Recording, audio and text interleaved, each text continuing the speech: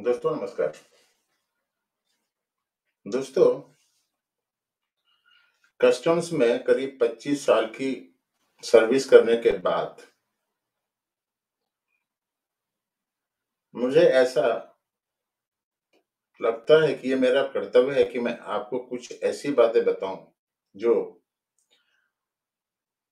आप लोगों ने सुनी होगी लेकिन उसको इग्नोर कर दिया होगा, या जो नई पीढ़ी है उन्होंने कभी सुनी ही नहीं होगी। तो आज मैं आपको ऐसी एक जानकारी देने जा रहा हूँ, जो नई पीढ़ी के लोगों का कान तो खड़ा कर देगी ही। कस्टम्स की नौकरी में वैसे तो जो मैंने पिछली बार वीडियो में बताया था कि काफ़ी लोग करप्ट हैं, हमेशा एक-दूसरे की टाँग खींचते रहते हैं, हमेशा एक-दूसरे को नीचा दिखाने की कोशिश करते रहते हैं। लेकिन कुछ एस्पेक्ट ऐसे हैं जो बहुत दुर्लभ हैं, आप उसको बाकी किसी जगह पर नहीं पा सकते हैं। जैसे कि अगर आप के अंदर काबिलियत है, आपके अंदर चीज़ों को एक डोर में पिरोने का मादा है, तो आप काफ़ी एक्सेल कर सकते हैं। क्योंकि वहाँ पर आपको भारत की अर्थव्यवस्था को बर्बाद करने के लिए जो क्रियाकलाप होते हैं, जिसको कि हम लोग स्मगलिंग कहते हैं, उनके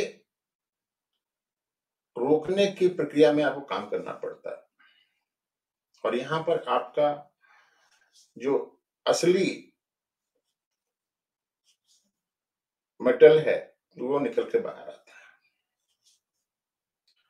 तो जैसा कि आपको मालूम है कि मैंने दिसंबर 1985 में बॉम्बे कस्टम जॉइन किया, और उसके बाद में एयरपोर्ट करने के बाद 1988 के अक्टूबर में मुझे इंटेलिजेंस में पोस्ट कर दिया गया। रमेजिंग इंटेलिजेंस उसको बोलते थे, जो मुंबई के उस समय बॉम्बे बोलते थे।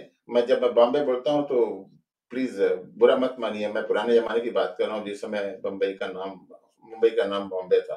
तो बॉम्बे कस्टम्स में प्रिवेंटिव कमिश्नरेट हुआ करता था, और उसके अंदर 2 विंग होते थे। मैंने शायद पिछली बार भी बताया है कि एक रमेजिंग इंटेलिजेंस विंग होता है और एक मरीन प्रिवेंटिव विंग होता है। तो हमें इंटेलिजेंस में पोस्ट किया गया, नहीं रमेजिंग इंटेलिजेंस में पोस्ट कर दिया गया। 6 महीने हम एनएमएस में रहे, नाइट मोबाइल स्क्वाड जिसको बोलते हैं। उसके बाद में हमको नोटिफाइड सेक्शन में डाल दिया गया। अब जब मैं नोटिफाइड सेक्शन में था, वो मेरे ख्याल में मई 89 या अप्रैल 89 का जब होगा, 6 महीने बाद में शिफ्ट आती थी, तो मैं वहाँ पर नोटिफाइड में चला गया था। हम लोग नोटिफाइड सेक्शन में, जो बॉम्बे में उस समय के कस्टम्स नोटिफाइड गुड्स की दुकानें होती थी, उनका इंस्पेक्शन करते थे। डीएन रोड पर, जो वीटी के सामने से हाई कोर्ट की तरफ को रोड जाता है, वहाँ पर जो दुकानें होती थी, उनको सर्च करते थे। ये काम होता था। तो 2 जुलाई 1989, आप ध्यान दीजिए कि उस दिन संडे था, और उस समय मेरे यहाँ पर दूसरी डिलीवरी होने वाली थी।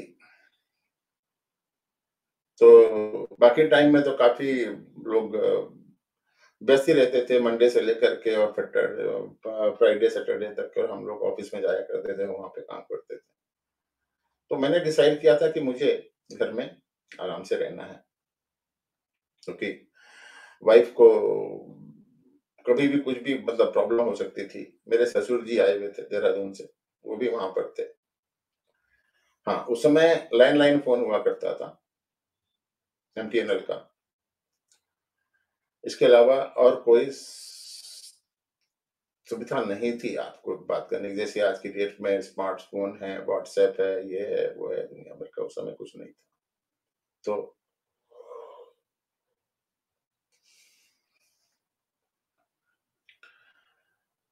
शायद रामायण या हाँ, रामायण मेरे ख़्याल में रामायण चल रही थी, रामायण खत्म हुई थी, 11 बजे का टाइम था, 10 बजे से रामायण शुरू हुई थी, 1 घंटे का प्रोग्राम हुआ था, 11 बजे मैं थोड़ा बाहर चला गया, अपने ससुर जी घर में थे और वाइफ़ घर में थी और बड़ी वाली बिटिया घर में थी। मेरे पीछे फ़ोन आया मेरे घर पे और जो हमारे नोटिफ़ाइड सेक्शन के असिस्टेंट कलेक्टर हुआ करते थे उस समय, बीडी गोयल, उन्होंने फ़ोन किया। मेरे ससुर जी ने उठाया होगा, उन्होंने बोला कि वो घर में नहीं है। इससे पहले भी 2-4 घंटियाँ बजी थी, लेकिन उस समय प्रोग्राम चल रहा था, रामायण चल रही थी, तो मैंने फ़ोन नहीं उठाया जानबूझ करके कि संडे का दिन को हमेशा ये लोग बुला करके फँसा दिया करते थे। मतलब हमें कुछ ज़्यादा काम देते नहीं थे, तो बोलते जा करके कस्टम हाउस में कंट्रोल रूम में बैठ जाओ, यहाँ बैठ जाओ, वहाँ बैठ जाओ, गार्ड करो। तो मैंने सोचा कि अभी ये फिर फँसा देंगे, आज संडे का दिन है, तो मैंने फ़ोन नहीं उठाया। उसके बाद में जब मैं चला गया बाहर, तो मेरे ससुर जी ने वो फ़ोन उठाया और सामने वाले से ने बोला कि, "बीबी सिंह कहाँ हैं?" इन्होंने पूछा कि, "बीबी सिंह तो बाहर हैं।" तो बोला, "ठीक, कोई बात।" दोपहर को 2 बजे के आस-पास मैंने सुना, उस समय मैं building number 6 flat number 118 custom quarters, 5 garden, Mumbai में रहता था। तो मैंने वहाँ से ऊपर से देखा कि कुछ ऑफ़िसर्स नीचे खड़े होकर के आपस में बातें कर रहे हैं। तो मेरी तरफ को उन्होंने मतलब मेरी तरफ देख रहे थे, तो ऊपर की तरफ वो देख रहे थे, तो मैं भी चला गया वहाँ पर। तो हसन चौधरी जो मेरी बिल्डिंग में रहते थे, उन्होंने बोला कि चलो साहब ने बुलाया है और कस्टम हाउस चलते हैं। बहुत बड़ा एक गोल्ड का सीज़र हो गया है। गए हम लोग कस्टम हाउस। शाम को करीब 6 बजे हम लोग पहुँचे वहाँ पर, शाम 6 बजे या 5 बजे पहुँचे होंगे संडे के दिन। तो हम लोग वेट कर रहे थे कि क्या होने वाला है, क्या नहीं होगा। जब ऊपर गए तो वहाँ पर अरोड़ा साहब बैठे हुए थे और बाकी सब स्टाफ था। तो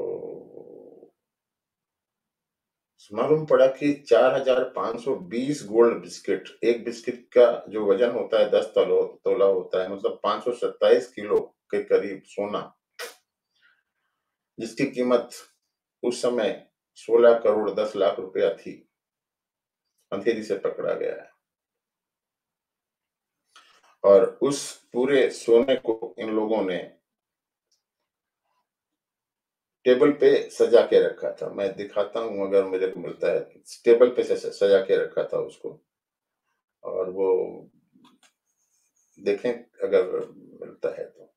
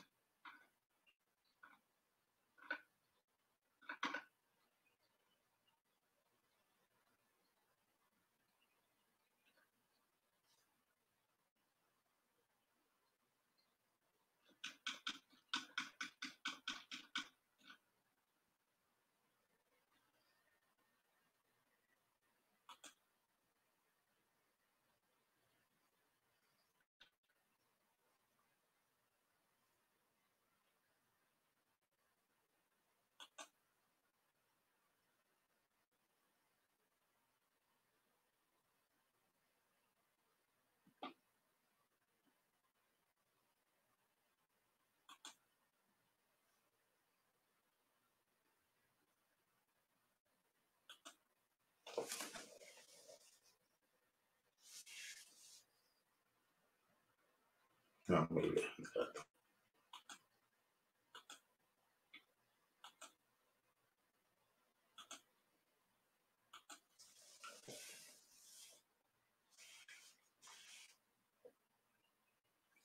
ये देखिए, ये सजा के रखा था। ये हमारे सुपरडेंट हैं टीवी शंकर जी थे उस समय। ये दत्ता साहब हमारे असिस्टेंट कलेक्टर थे हेडक्वार्टर्स के। ये अरोड़ा साहब हैं, एलडी अरोड़ा साहब हैं। ये हमारा मेरा कॉलीग है, अभी असिस्टेंट कमिश्नर के रिटायर हुए हैं। ए.के. शर्मा हैं, ये सुपरडेंट उस समय एम.वाई. पटेल हैं, ये जे.एस. भोला साहब हैं और ये विपिन सिंह साहब हैं। तो ये गोल्ड ऐसे टेबल पे सजा के अरोड़ा साहब ने रखा हुआ था जिसमें हम लोग पहुंचे। अब ये हुआ भाई किसने किया, क्या किया, कैसे केस हुआ, ये सब हो रहा था। तो थोड़ी देर बाद में 3 लोगों को वहां पर लाया गया और उसमें से एक थे मंजू, दूसरा मंजू दोसा, मोहम्मद दोसा और टाइगर मेमन। तो ये जो केस है इसका थोड़ा सा, ये आप पिक्चर देख रहे हैं ना, इसको देखिए। इसके अलावा मैं दूसरी एक पिक्चर शेयर करता हूँ इसमें, देखिए अगर होगी मिलेगी तो बताएंगे। ये है, ये टाइगर मेमन साहब है, इनको पकड़ा गया था। ये 6 लोग उस दिन पकड़े के आए गए थे। ये जो टाइगर मेमन के 2 फोटोएं हैं, ये है मंजू, ऐसे ही हैं ये लोग। ये शायद ये ट्रांसपोर्टर है और ये वहां का सरपंच है, ऐसा कुछ है। तो और आपको दिखाता हूँ इसमें क्या हुआ था, देखिए।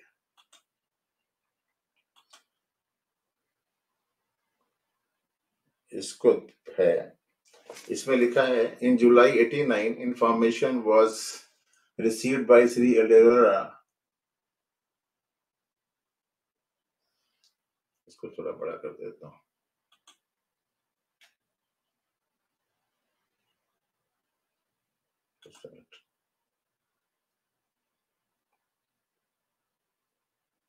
ये वाला देखिए,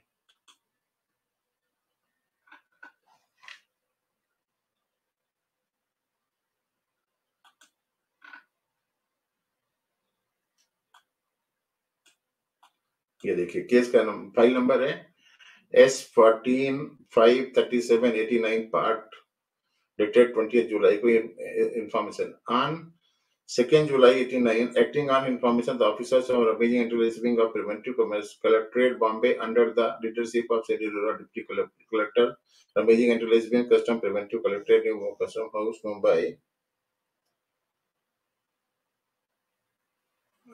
Bombay seized 5420 pieces gold bar up 10 tola each aggregately weighing 527 kg and valued at 16.25, which were found concealed inside one Mahindra Jeep having registration number so and so and so and so. ये देखिए, in the meantime, another batch of officer intercepted one Premier 118 NE car with registration number near Sangam Cinema at Andheri with, ये A.K. Sharma ने किया था, with named Ibrahim Abdul Razak alias Tiger Memon, Mohammad Ahmed Memon alias Memon alias Dosha, Abdul Majid Hassan alias Manju and Kasam Rajpuria, along with a foreign-made revolver fully loaded with 6 live cartridges. Inquiry revealed that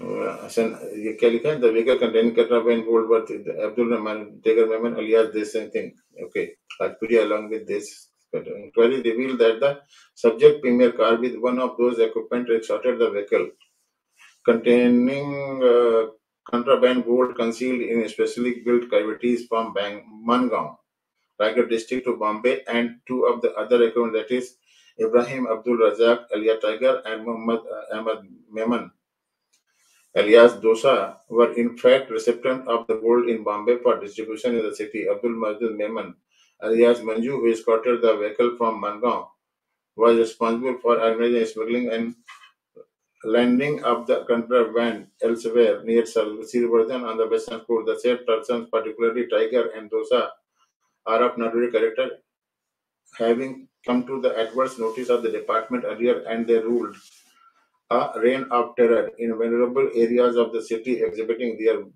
muscles and money power. Further, with the clues elicited out during the inquiries, another person named Majid Tar Muhammad Memon, who is owner of the vehicle used for transportation,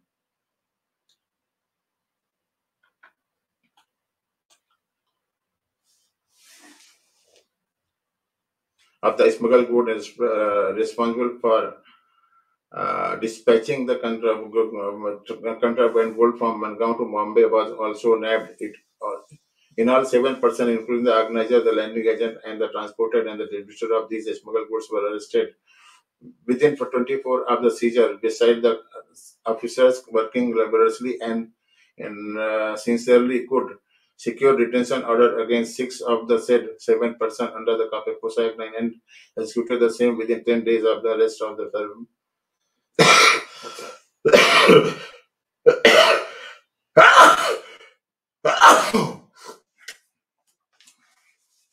Arrest. Serving complete set of voluminous relied upon documents after the translating them into their languages, thereby preventing them from indulging in such judicial activities. तो ये हुआ था. और अगर अब दिखाता हूँ एक फोटो मेरे पास में और था. ये किसका क्या रोल था इसमें. देखिए बीडी गोयल साहब हैं, एसके दत्ता हैं, बीएस रावत हैं, इसमें हार्दिक है, टेरी परेरा है, टीवी शंकर है, आरके कुरूप है, एलएस नायडू है, नारायण सिंह, बिपिन सिंह, गुलजार सिंह, अमित घोष, ऐसे लोग हैं. एनीवे, तो कहने का मतलब ये है कि ये जो केस था ये बहुत इम्पोर्टेंट केस था, जिसके बारे में आप लोगों को बताना आवश्यक समझ रहा था. मैं एक मुझे और आर्टिकल मेरा इसके बारे में, वो मैं पढ़ा था. गुलजार सिंह ने लिखा है, शायद बॉम्बे कस्टम के साइट में लिखा है. ये देखिए, ये देखिए. Landmark seizure of 420 gold bar of 10 tola, each collectively weighing 527 kg of Mumbai Customs. ये देखिए पूरा इस आर्टिकल का अगर है तो आप ये साइट देख लीजिए. मुंबई कस्टम की साइट है, सदैव शाती करके है, वहां पे आ जाएगा. इसमें लिखा हुआ पूरा लिखा हुआ. गुलजार सिंह वहां पर थे तो उनको मालूम था भाई क्या है क्या नहीं है. हम भी वहां पर गए थे, हमें क्या किया क्या नहीं किया हमको इस बारे में. ये देखिए, such seizure of gold were prettiest in those days. We had an interesting tradition that whenever there was a big seizure of gold, we would artistically join a bunch of the seized gold bar and proudly write the name of the seizing unit. For instance, Bombay Custom Preventive R&I, RAIU, depending upon the name of the seizure as shown in the picture. It was usually done for the purpose of press photograph. It feels great to see the name of our department literally written in gold. The tradition continues in the department in the same spirit. I'm confident that whenever the history of Indian Customs will be written, the name of Mumbai Customs Preventive will definitely be written in golden letters. So then Mr. State of Revenue City Ajit Panja commented on the officer and staff responsible for the seizure and desired that the commendation be placed in their service record. The seizure received in fair shares of private media coverage. On the following days, some newspapers published the photos of the seized gold also. ये देखिए, further during the visit it was revealed that the gold laden vehicles was dispatched from Mangaon to Mumbai. 7 persons involved in the reporters of the seizure illegal and such big seizure gold. ठीक है, it would not have been safe to rummage the gold laden vehicles there, so they were brought to the custom house और यहाँ पर पकड़ा गया था वो. ये तो खैर अब ये हो गया. अब मैं आपको बताता हूँ बैकग्राउंड क्या है. Actually, Tiger Memon was working for Dawood Ibrahim, and Dawood Ibrahim चला गया था यहाँ से, दुबई भाग गया था. दुबई में था, वहां से वो स्मगलिंग का ऑपरेशन करता था और ये यहाँ पे लैंडिंग एजेंट का काम करता था. टाइगर मेमन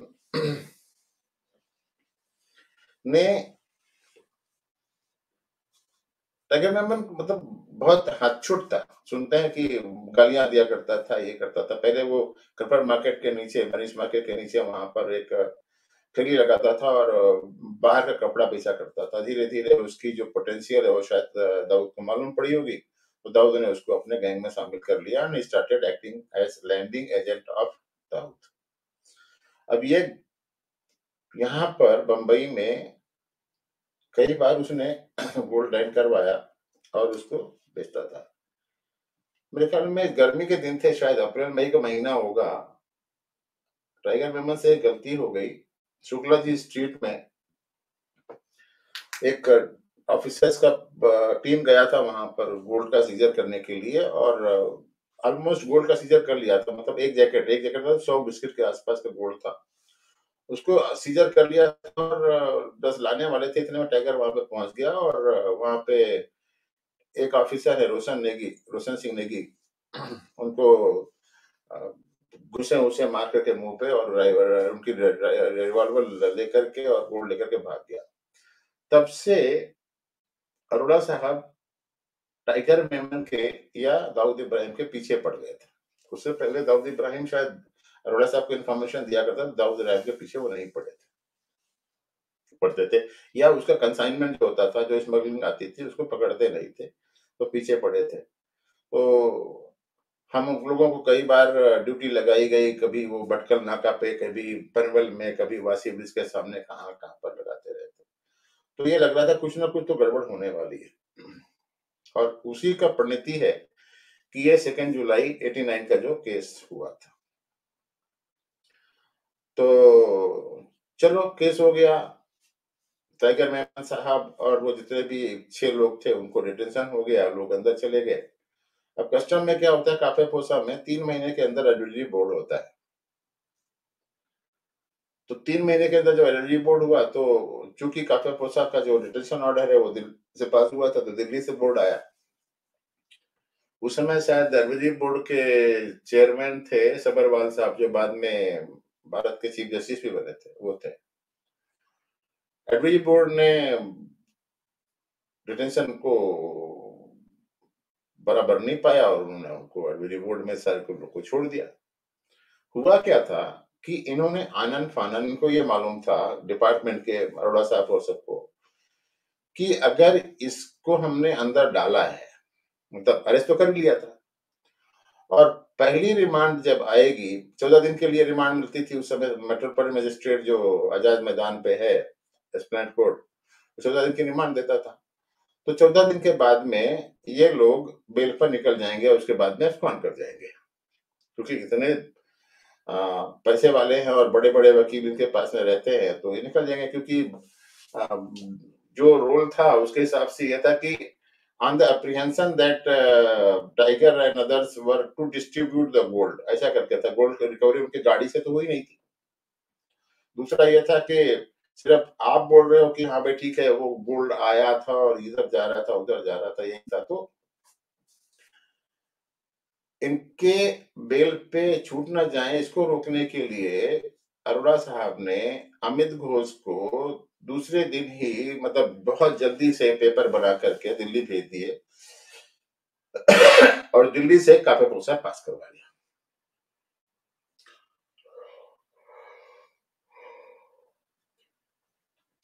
एडवाइजरी बोर्ड में देखा गया कि वॉल्यूमिनस पेपर है, इतने पेपर हैं, और उसको पास करने के लिए रिटर्निंग अथॉरिटी जो है,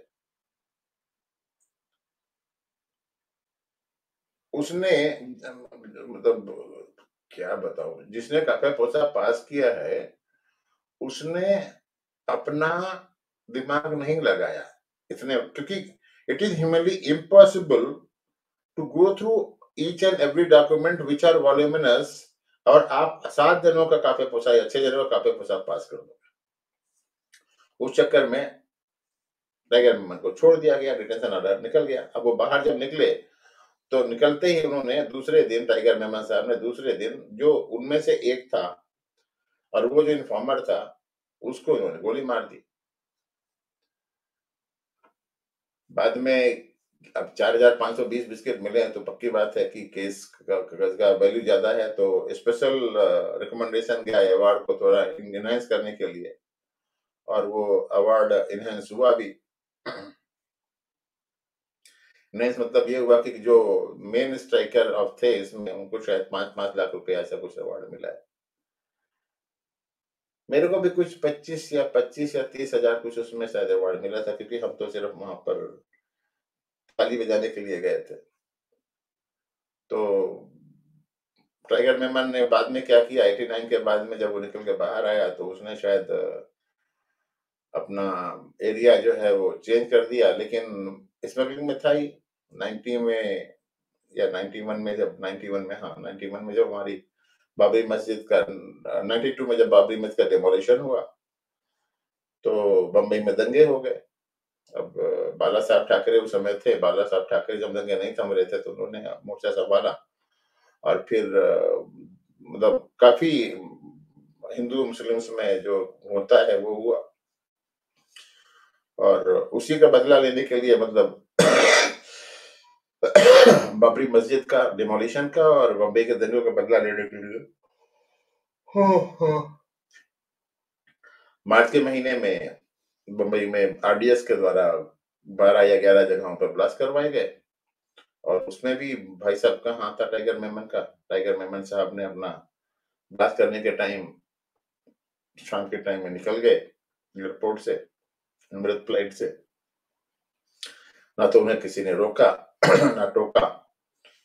तो ये कहानी है मुंबई कस्टम्स की, जिसमें कि टाइगर मेमन को 4520 बिस्किट या गोल्ड बार के केस में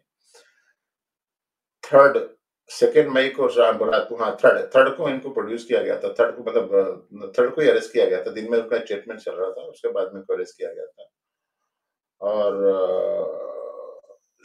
शाम को प्रोड्यूस किया गया था थर्ड को, और फोर्थ को शायद, हाँ फोर्थ को उनको रिमांड हुई थी 4 जुलाई को, और बाकी सब लोग गए थे। तो ये एक ऐसा यूनिक केस है जिसको बम्बई कस्टम्स के जितने भी ऑफिसर होंगे बड़े प्राउडली उसको मेंशन करते हैं और लिखते हैं।